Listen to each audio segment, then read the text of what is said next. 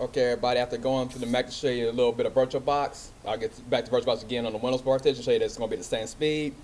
So once again, welcome to CIS 557, session 11 on tonight, July 3rd, 2009. Hope everyone's enjoying their refreshments.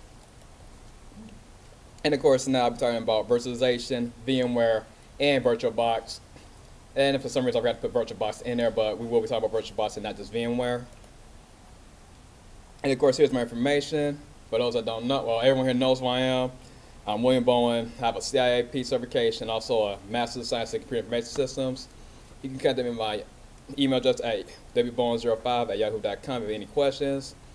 By the end of the weekend, I should have my slides on this website at udminority.info/unix_SCM.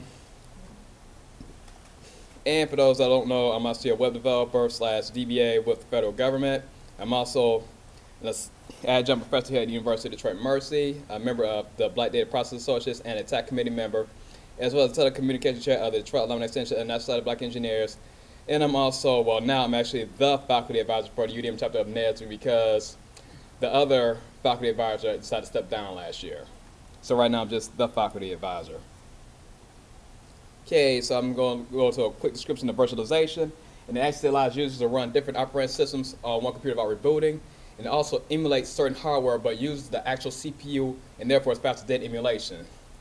VMware Server is actually one of the most popular tools at the moment, and of course you can get the latest version, which is currently free, which would be VMware Server at www.vmware.com, products and then server. They may have changed the link and whatnot by now, but you still be able to get from VMware's website. And of course VMware is for x86 machines running both Windows or Linux. And they also have the VMware Player, which is completely free. However, it accepts only, accepts pre-built virtual machines, but it won't let you actually build any servers of your own. And of course, it's be at their website as well. And alternative, of course, people who are running Windows can also download Virtual PC from Microsoft's website under downloads, and it's usually something that'll say Virtual PC on that site as well. And of course, for Mac users, there's also VMware actually provides VMware Fusion, which runs for like $79.99. You can get that from vmware.com/products and then Fusion. And of course, Windows, Linux, and Mac OS X users, who of course, if you're only on Intel Mac, and the same goes for the VMware, of course, can also download VirtualBox from some microsystems at virtualbox.org.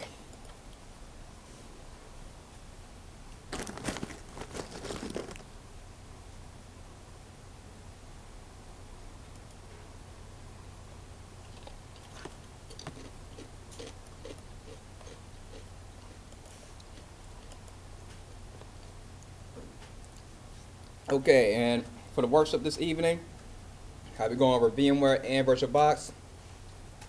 And what I've seen, VMware seems to be preferred platform for developing, testing, and executing web applications due to the extension network getting options.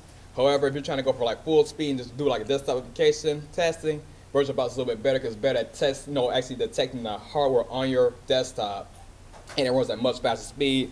However, the networking capabilities of VirtualBox is nowhere near as good as VMware. And of course, in VirtualBox, you will need to actually do all your stuff manually. We actually have to go through a gateway device or router, but VMware actually handles the subnets for you through the GUI, which gives each individual VM its own IP address.